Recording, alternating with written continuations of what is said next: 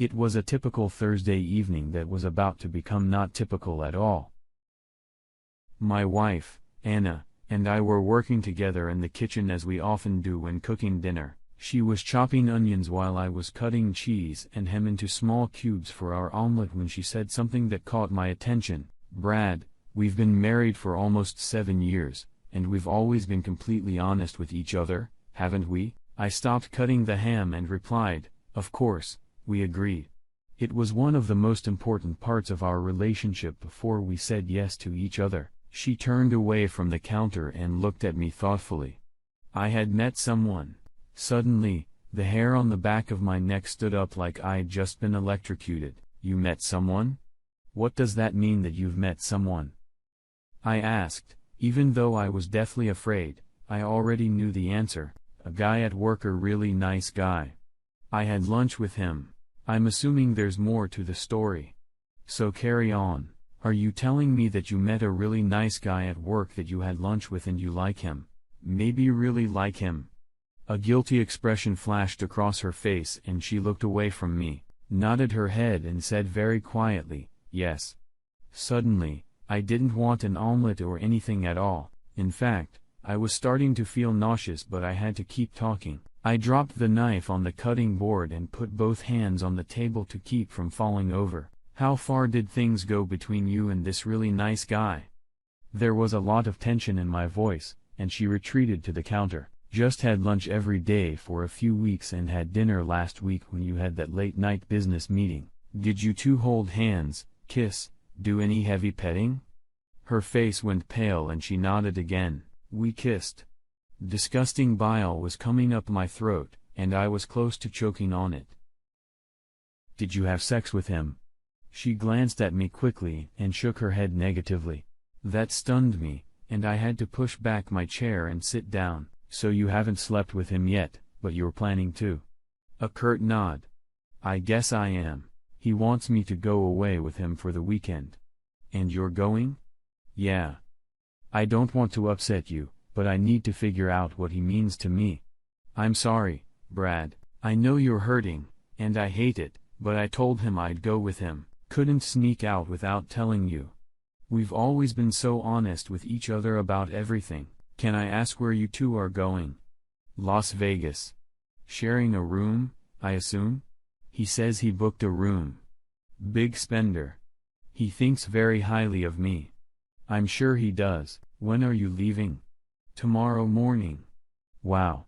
You sure waited till the last second to tell me." "I waited before I hurt you. Because I had to be absolutely sure I needed to." I almost laughed, but it sounded more like a stifled sob. "That was very thoughtful of you, Anna. Does he know you're married?" "Yes. Of course he does. I always wear wedding rings." "Do me a favor, don't wear them when you're in his bed in Las Vegas." "Brad, I talk about you all the time when I'm with him." "Great, and I'm sure you've had lots of great things to tell him about me. Like, I'm as good a guy as he is, but I'm a little boring in bed, and I leave nail clippings on the carpet and lots of other little negative things that made you leave me." She looked shocked. "I've never said anything bad about you, Brad, but not enough to stop you from going away with him for a sex-filled weekend. You love me, but, apparently, you haven't lately, have you?" "No." "Oh, I don't know. I'm confused. So you jump into the arms of a really nice man who knows you're married, but doesn't care. This is me clarifying the circumstances so you don't get confused.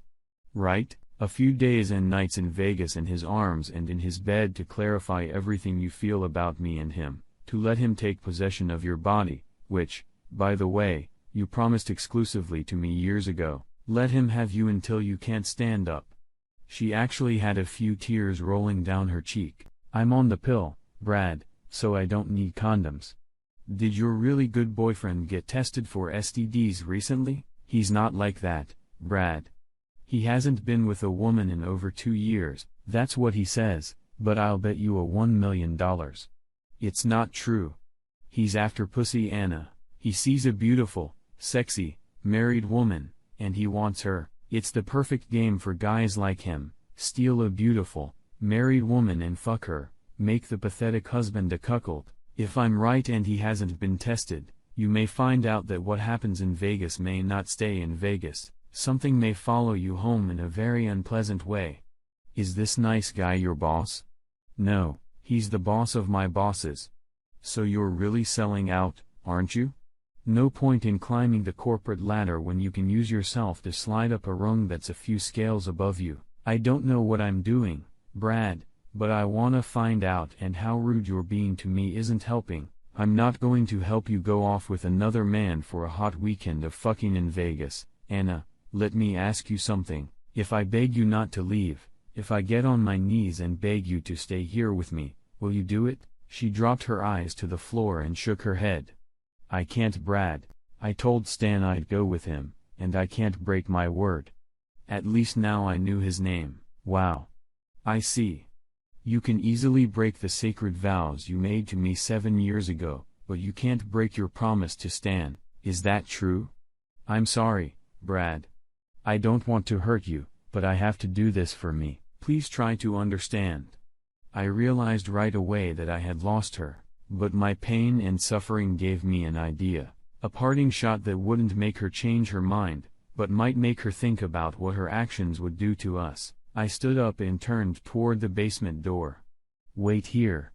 I wanna show you something, then I'll get out of your way and you can get ready to go. I went down to the basement and rummaged around until I found the Halloween props I was looking for. Then I opened our wall safe, pulled out a piece of paper, took a hammer, and some nails, and carried it into the kitchen. Anna looked at me like I had lost my mind when she saw me dragging the small wooden coffin we were using as Halloween decorations up the stairs. What was that for? Just to have a minute of fun. We've been together a long time. And before we're done, I wanna show you something. I set the 3-foot wooden coffin on the kitchen table, dropping the ham and cheese I was working on off the cutting board onto the floor. It's a coffin. Well, a cheap Halloween prop, but it's still a coffin. Here's the lid that goes on the coffin. This is a hammer, and these are nails. When I showed her the hammer, she started to get nervous. And this, I said, showing her the paper I took out of the safe, is our marriage license. I opened the lid of the casket, put our certificate in there, and put the lid back on the casket. Brad, what are you doing? Put our marriage license back where you found it. Why, Anna, it doesn't mean anything anymore, does it? It's where it belongs, in the coffin ready for burial. She started crying again. What are you talking about, Brad? It's proof that we're married, that after you walk out that door to be with Stan tomorrow will no longer be true. Now she was starting to lose her mind. Brad, you don't know that. I don't know that. Oh, yes, Anna, but I do know this. Your solution is to go away with Stan. My decision is to divorce you. Now sit down and listen for a minute. Our marriage license is in the coffin where it belongs. I took a nail and put it on the corner of the coffin lid. Bang! Bang! Bang! I drove it through the lid and into the coffin. The sound was so loud in this small room that it startled Anna and she jumped up. This is the first nail.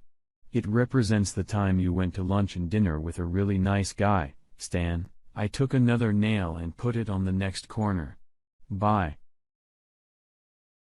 This is the second nail. It represents the passionate kisses you shared with a really nice guy, Stan. Anna's eyes were big and her mouth began to quiver as she looked at me.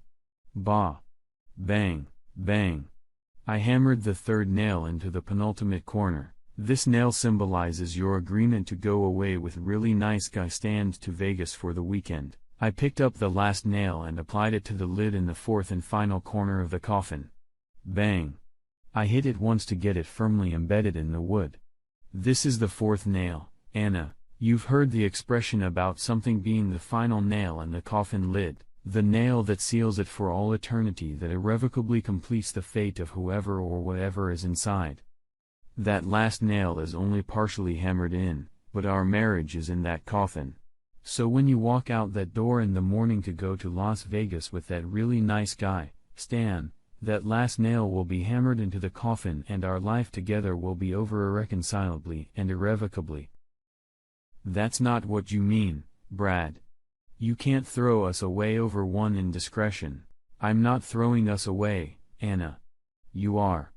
I love you with every fiber of my being. You are the most beautiful, sexiest woman I have ever known, and it has been an honor and joy to have you as my wife for the past 7 years. No.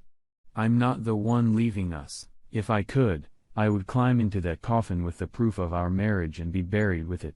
Oh, and just to satisfy my curiosity and drive your dagger deeper into my heart, I have to ask.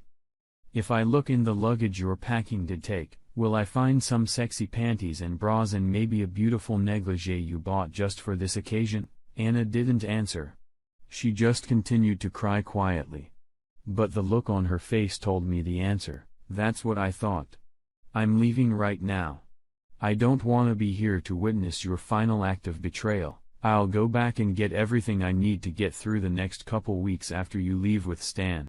If you have extra time in Vegas, though I suspect you'll be too busy warming Stan's bed to think about anything else. But still, you might think about what items in the house you'd like to keep. I won't be here when you get back, but my lawyer will contact you in a week or two. I grabbed my jacket, walked out the door, got in my car, and drove away. I had just experienced the worst night of my life, and I felt dead and completely numb. I had no idea where I was going, and I didn't care. I just needed to leave.